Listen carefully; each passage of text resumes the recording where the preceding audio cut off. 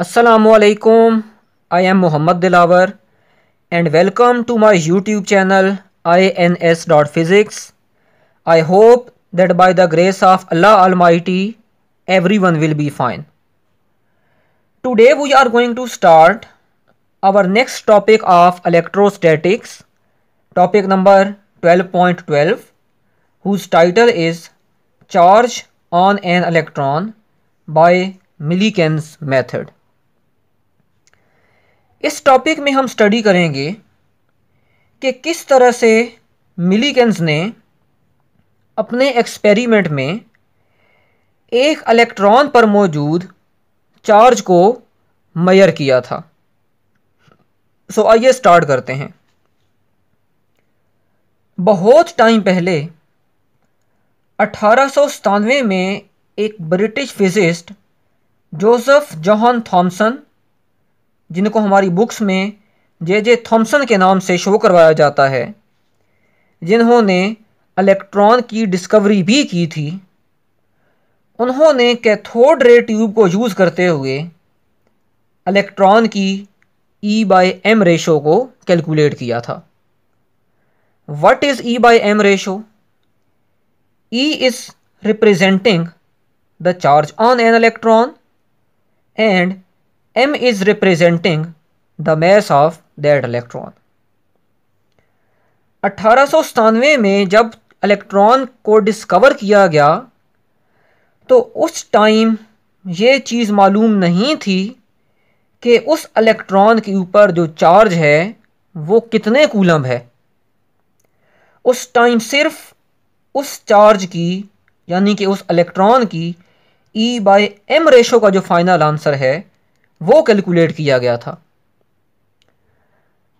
लेकिन बाद में 1909 के अंदर दो अमेरिकन फिजिस्ट रॉबर्ट एंड्रयूज मिलीकन, जिसे हमारी बुक में R.A. मिलीकन से शो करवाया गया है, और हार्वे फ्लेचर, उन्होंने अपने एक एक्सपेरिमेंट के अंदर उस इलेक्ट्रॉन पर मौजूद चार्ज को डिटरमिन किया कि उस इलेक्ट्रॉन के ऊपर कितने कूलम चार्ज मौजूद है,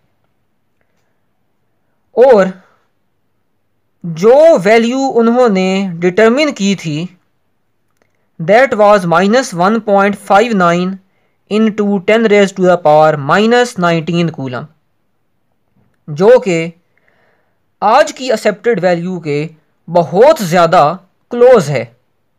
और आज की जो एक्सेप्टेड वैल्यू है charge on electron that is -1.602 multiplied by 10⁻⁻19 coulomb.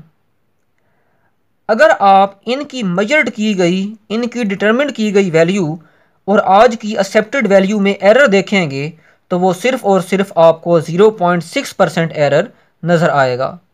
तो आप यहाँ से भी अंदाज़ा लगा सकते हैं कि कितना एक्यूरेट जो है वो चार्ज उन्होंने इलेक्ट्रॉन के ऊपर मेजर किया था।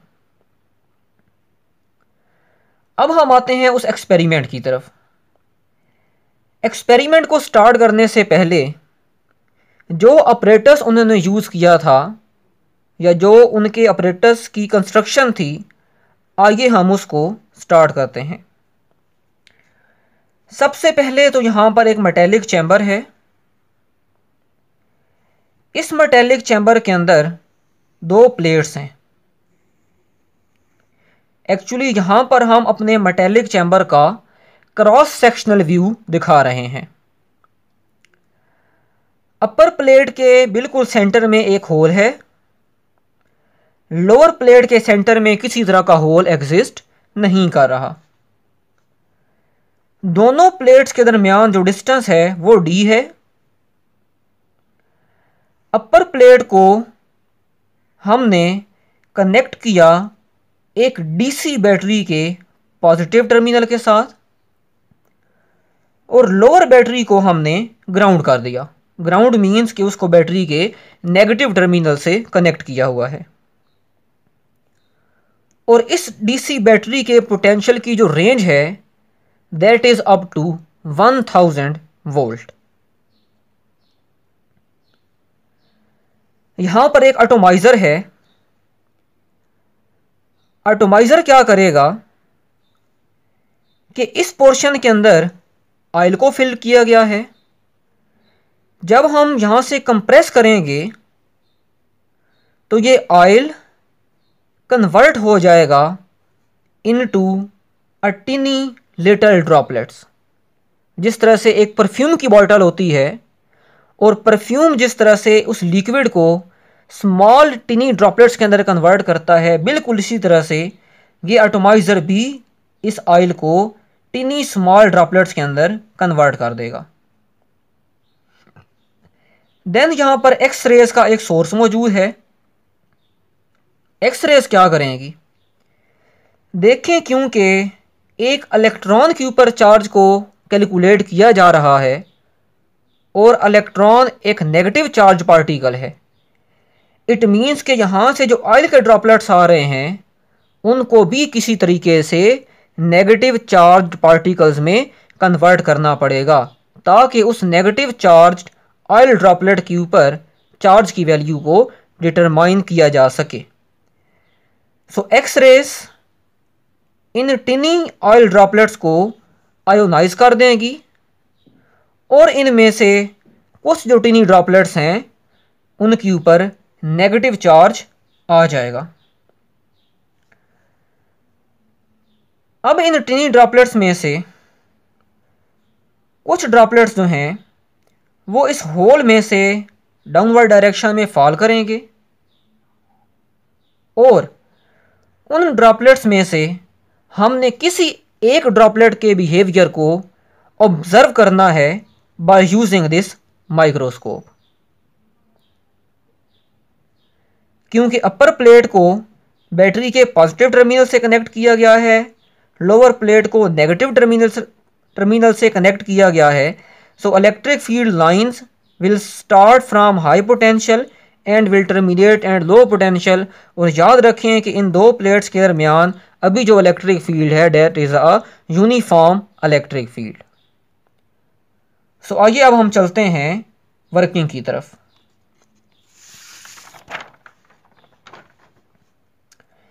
कंसिडर करें कि यही वो अपर प्लेट है जिसको पॉजिटिव पोटेंशियल प्रोवाइड किया गया है, ये उसके बिल्कुल सेंटर में होल है, और ये वो लोअर प्लेट है जिसको नेगेटिव पोटेंशियल प्रोवाइड किया गया है। दो प्लेट्स के दरमियान जो डिस्टेंस है वो d है।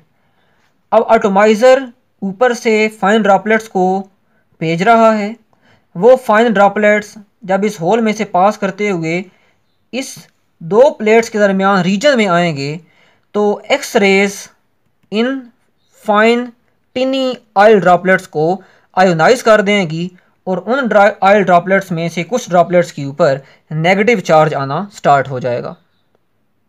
अब उन नेगेटिव चार्ज ऑयल ड्रॉपलेट्स में से हमने किसी एक नेगेटिव चार्ज ऑयल ड्रॉपलेट को अपनी माइक्रोस्कोप में से ऑब्जर्व करना है।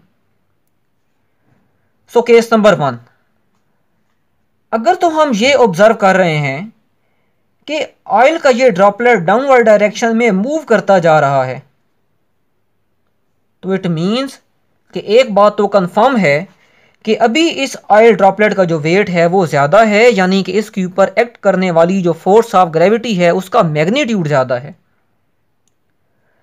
दूसरी फोर्स कौन सी एक्ट करेगी इसके ऊपर? Electrostatic force. क्यों?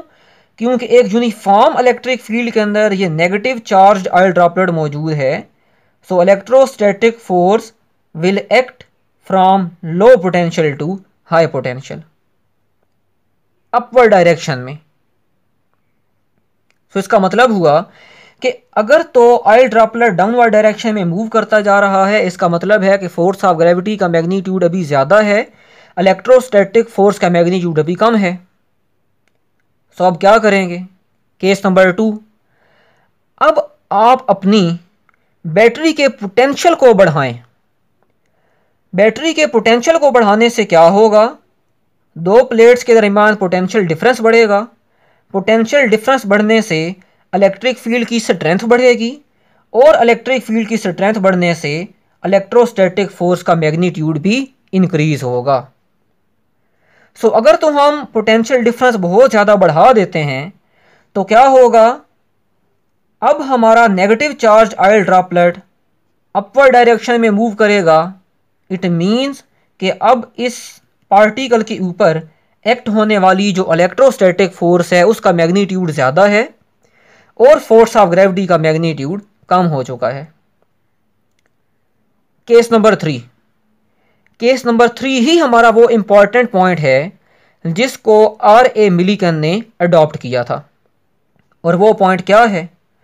वो पॉइंट ये है कि R.A. मिलीकन ने इस नेगेटिव चार्ज ऑयल ड्रॉपलेट को सस्पेंड करवाया in between these two plates. अब ये कैसे सस्पेंड होगा?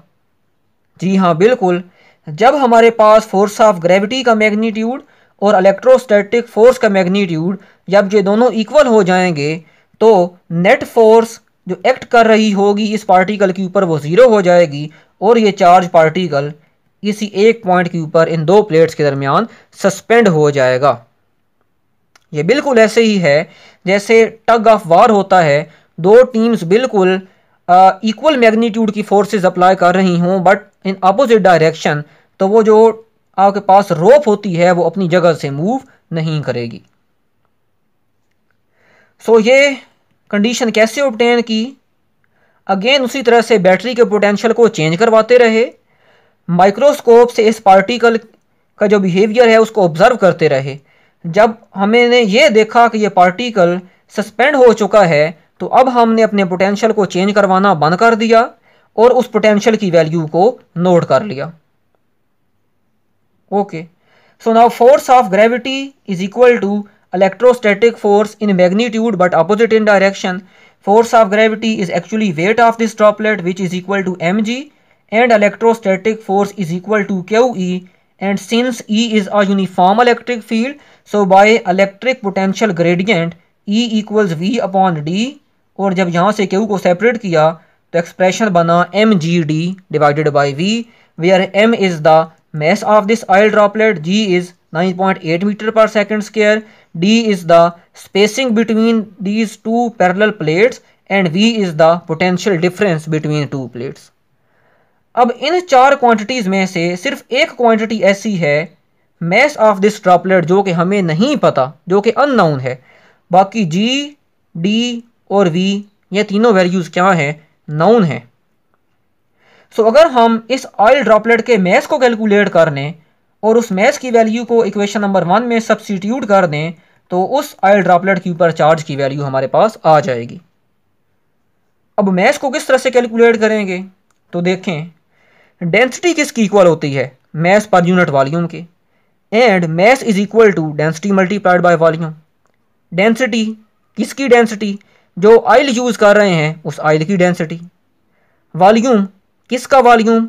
इस स्फेरिकल शेप के ऑयल ड्रॉपलेट का volume, and the volume of a spherical body is 4/3 pi R cube. So देखिए, density known, 4/3 constant, pi known, but what is the radius of this oil droplet? That is unknown.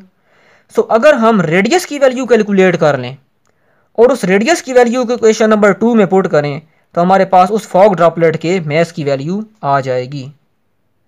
सो अब radius को किस तरह से determine करेंगे, आइए वो देखते हैं। सो अब हमने क्या करना है कि जो बैटरी हमने अटैच की हुई थी इस पैरेलल प्लेट्स के साथ, उस बैटरी को रिमूव कर देंगे। रिमूव करने से क्या होगा? पोटेंशियल डिफरेंस ज़ीरो हो जाएगा दो प्लेट्स के दरमियान। ज़ीरो होने से इलेक्ट्रिक फील्ड इंटेंसिटी ज़ीरो हो जाएगी। इलेक्ट्रिक फील्ड इंटेंसिटी ज़ीरो होने से इलेक्ट्रोस्टैटिक फोर्स ज़ीरो हो जाएगी, और जब इलेक्ट्रोस्टैटिक फोर्स ज़ीरो हो जाएगी then our particle will fall only under the action of force of gravity. Okay, हमें पता है कि जब भी कोई पार्टिकल, कोई भी बॉडी किसी फ्लूइड में से पास करती है तो वो फ्लूइड उस बॉडी के ऊपर कुछ रिटार्डिंग फोर्स अप्लाई करता है। उस रिटार्डिंग फोर्स को एक्चुअली हम ड्रैग फोर्स का नाम देते हैं, जिसको हम स्टोक्स लॉ से कैलकुलेट कर सकते हैं, which is equal to 6 pi eta RV, where eta is the viscosity of air present between these two plates, and R is the radius of this oil droplet, and V is the velocity of this particle. Okay, terminal velocity. the maximum uniform velocity attained by a body when its weight becomes equal to the drag force, then that body will appear to be suspended in that fluid. So हमने क्या किया, terminal velocity की definition को use किया, Stokes law 6 pi eta R V T, and weight of this droplet is mg. Now mass density multiplied by volume, density multiplied by volume, pi pi से cancel, एक are cube से cancel हो गया, और जब आप are को separate करेंगे यहाँ से तो हमारे पास आंसर आएगा 9 eta terminal velocity divided by 2g.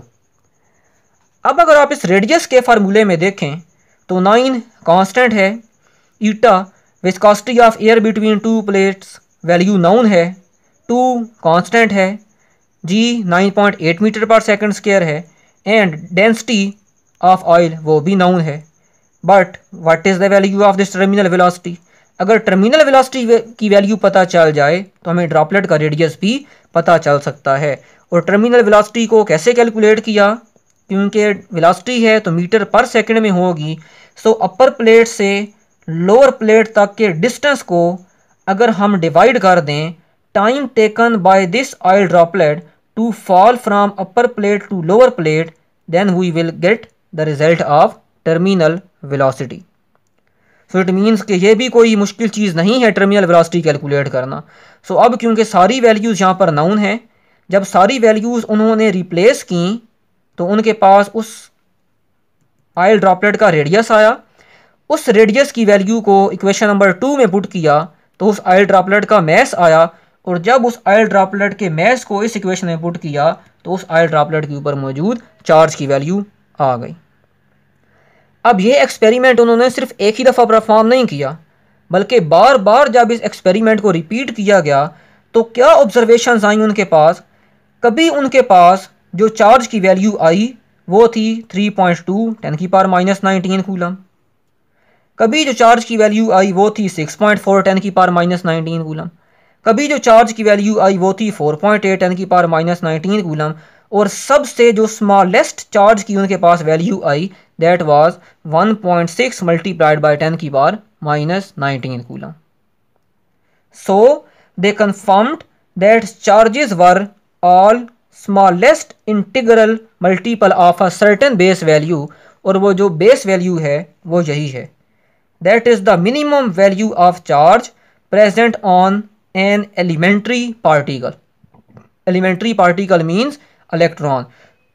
So electron के ऊपर जो चार्ज का मैग्नीट्यूड है that is 1.602 multiplied by 10 rays to the power -19 coulomb. So ये थी हमारे पास एक्सप्लेनेशन कि किस तरह से आर ए मिलीकन ने एक इलेक्ट्रॉन के ऊपर चार्ज की वैल्यू को कैलकुलेट किया. आगे अब इसी टॉपिक से रिलेटेड हम एक एग्जांपल को सॉल्व करते हैं. एग्जांपल नंबर 12.5 है. In Millikan's oil drop experiment an oil drop of mass 4.9 into 10 raised to the power -15 kg is balanced and held stationary by the electric field between two parallel plates. If the potential difference between the plates is 750 volt and the spacing between them is 5 millimeter, calculate the charge on droplet. Assume that G is equal to 9.8 metre पर second square.